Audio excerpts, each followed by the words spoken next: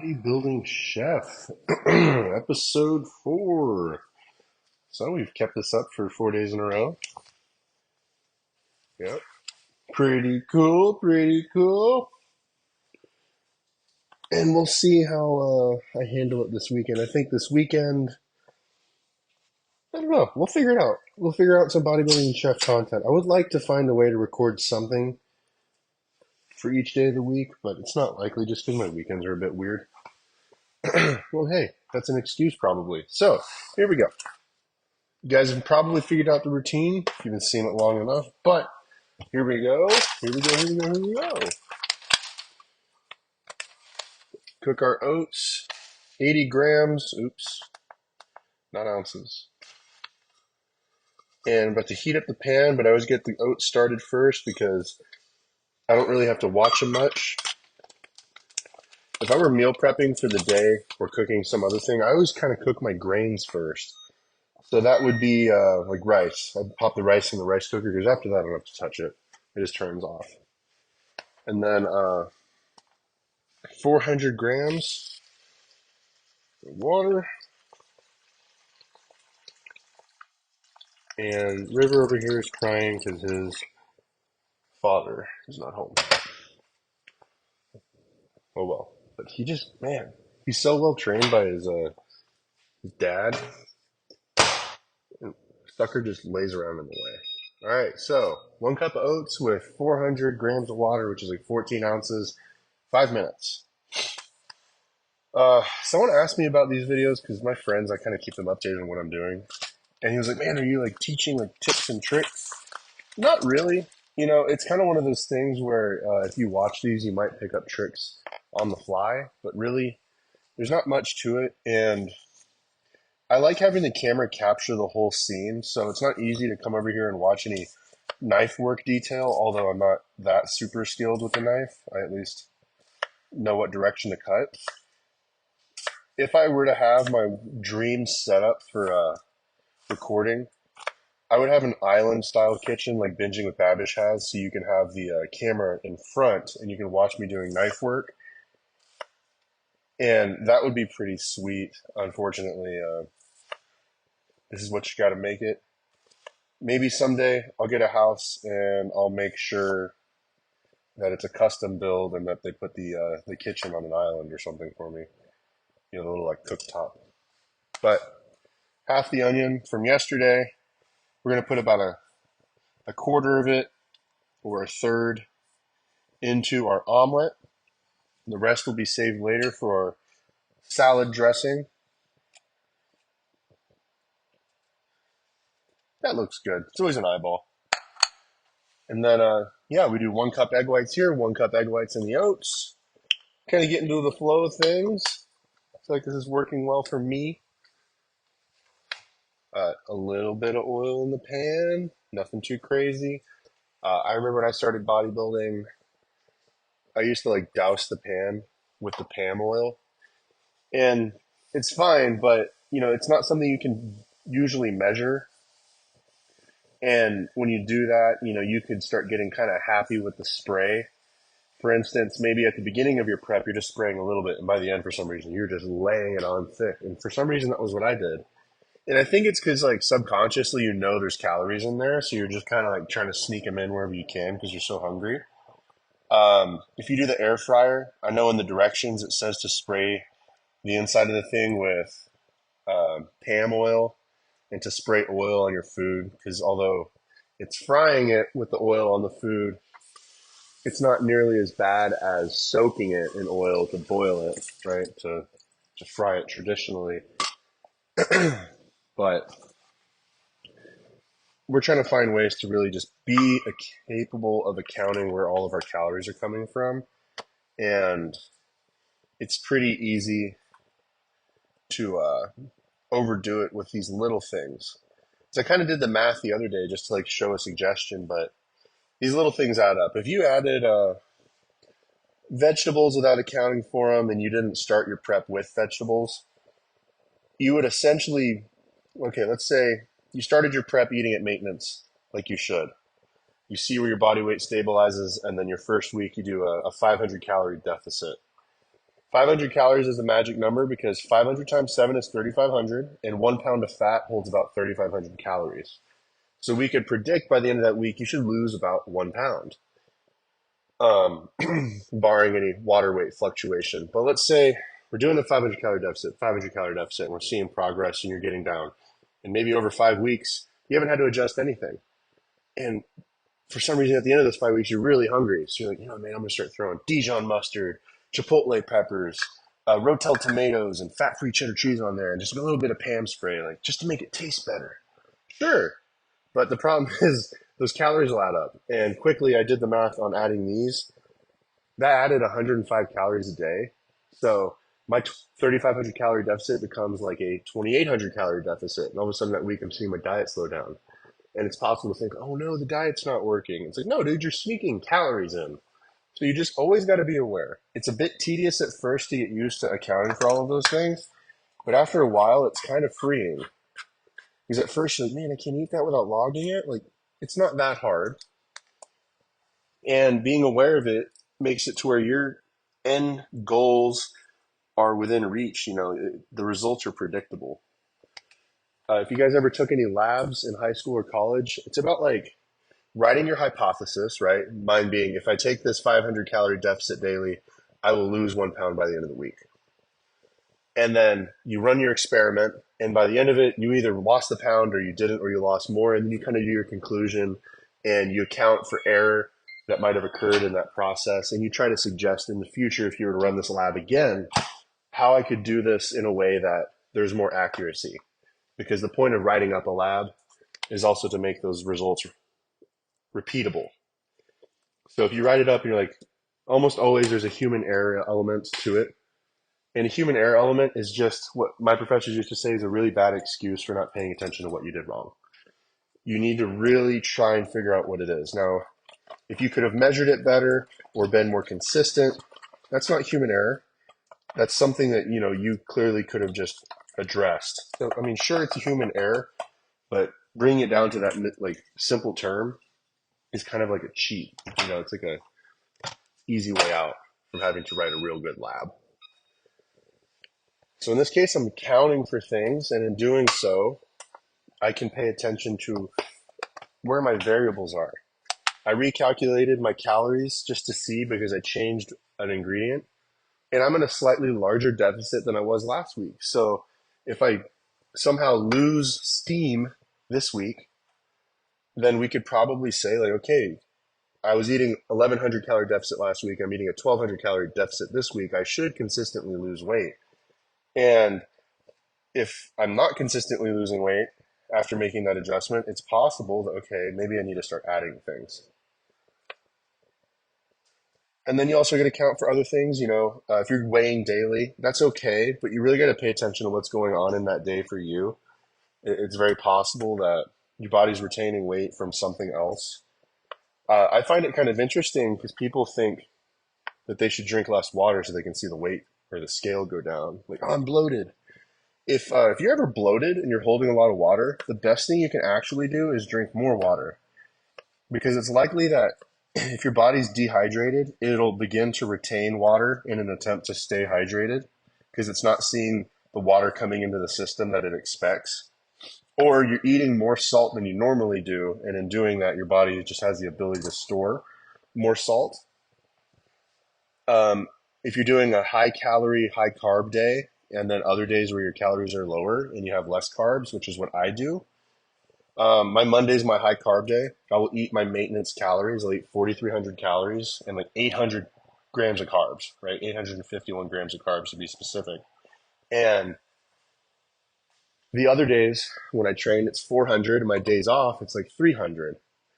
So I can expect that as I'm burning those carbohydrates through the week, I'll get lighter, but also Monday after I eat a large amount of carbohydrates, my body will be retaining more water. So those are things you always got to be aware of. This week, I was on a deload, so I didn't need to raise or lower my calories. I just sat right on my moderate intake. I slightly increased protein because I just find protein to be more satisfying. And I decreased my carbs a little bit. So I definitely can guarantee this week I'll be a little lighter because of water rate. the muscles are holding less water. But because I'm also less active, the muscles aren't burning off all the carbohydrates from the previous days. So I might notice some muscle fullness, right? So there's two variables there for water in the muscle.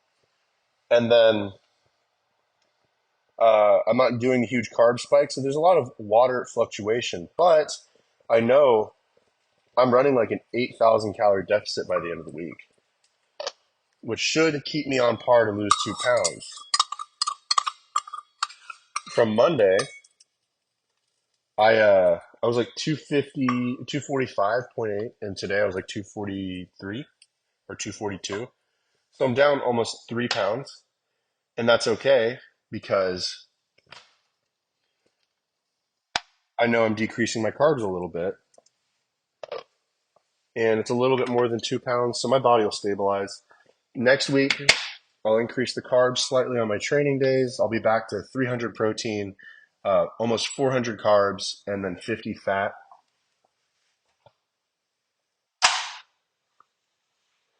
So I'll be eating like French toast, egg whites for dinner. That's a pretty sweet recipe. I'll have to show you guys how I do that so you guys get a relative idea and maybe a little inspiration there.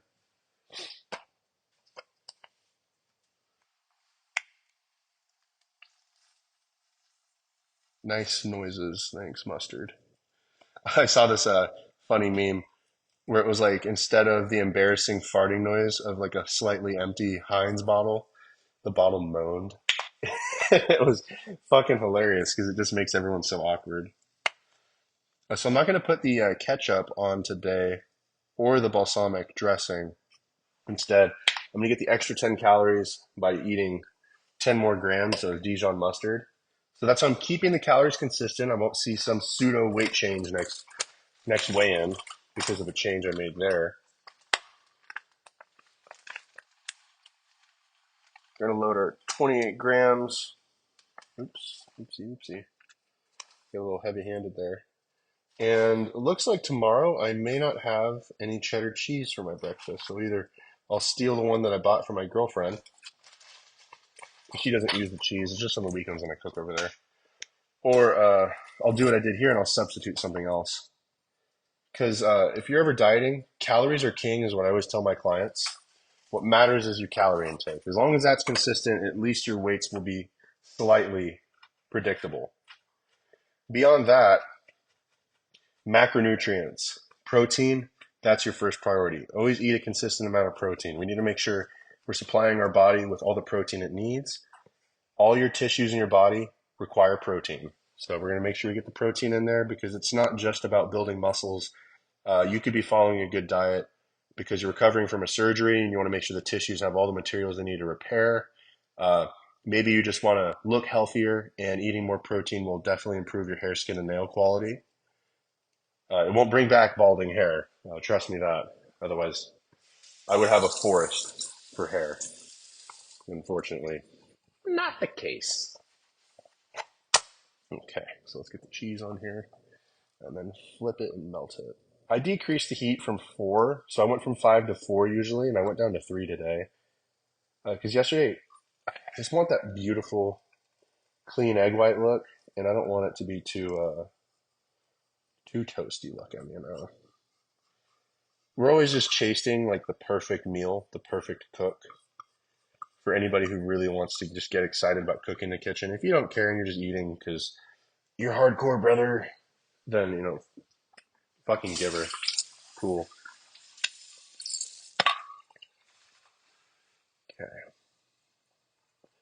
Yeah, I definitely got everything on here. Oh, haha. Seasonings. Didn't set them out, so I almost forgot them. All right. Pinch of salt. Rub the dust off my fingertips. Another large pinch or so of dried cilantro. I love this stuff. It just adds a beautiful, it's honestly more for looks than anything. And then lastly, black pepper.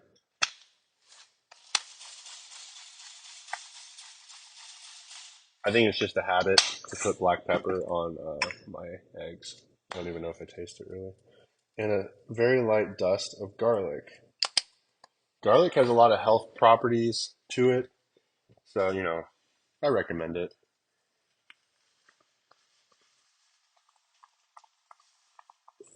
Okay. She's a little weaker than normal, and I think it's just because I didn't increase that heat just yet. So what we're going to do is let it sit. I'm going to get the oats ready and let it cook a little longer because it's on 3 and not 4. And I'm going to put the lid on it. Okay. Let's focus on this now. Something else to work on. We're always trying to stay busy in here because there's always something to do. 14 grams of cocoa powder, and I ran out of Splenda this week, but I remembered to steal some from my girlfriend's apartment. So now these amazing chocolate egg whites and oats will have a little publicity to them. I'm a little bit ashamed of how much of this I use, but also I don't care because I'm the one doing this. It's my food to enjoy, and as long as I'm getting where I need to go, I don't care how it gets there. Okay, we're gonna beat the devil out of it as who's that artist? Shit, what's his name? Bob Ross, as Bob Ross would say. Add a little water to make it a little easier to mix. I found a mic that's Bluetooth that'll definitely make the audio quality of this much better. Because I know, I'm not popular at all on YouTube with my videos, unfortunately. World's smallest violin there. But just for myself, watching back and stuff, I don't want to feel like I didn't try hard enough to try and make some cool videos. So I think I found some good reviewed Bluetooth mics, also by recommendation of a friend who does audio and video editing. I found these lavalier. I think it's just a kind of mic, and I have a little leather spot here. I think I could clip it on, so it's close to my mouth, and it'll be able to pick up sound. And their specialty is not being able to, or intentionally blocking out the background noise, so I can better orate in my videos and also not be so concerned with sound quality. Feel more confident about it, Anytime I make anything with oats, I'm always quick to rinse it off. There's just stuff in oats, man, and it clings to whatever surface you had it on. So I'm going to put all this away, consume my breakfast, my 1 cup egg white omelet with 4.5 ounces of chicken breast and 28 grams of cheddar cheese, fat-free, along with all my fun little ingredients. And then, okay, egg white omelet turned out okay. It did rip in the middle again, unfortunately. But it's not dumping fluid everywhere, so that's also nice. I'll let it sit for a moment longer, go to the restroom and whatnot. 1 cup egg white with 1 cup oats, 2.5 tablespoons of chocolate powder, and then some Splenda that is not cocaine. Promise. I'd probably be talking faster. And my Diet Coke, caffeine-free Coke. All right. I'll chug the water on the next episode. Yeah. All right. Go enjoy your breakfast.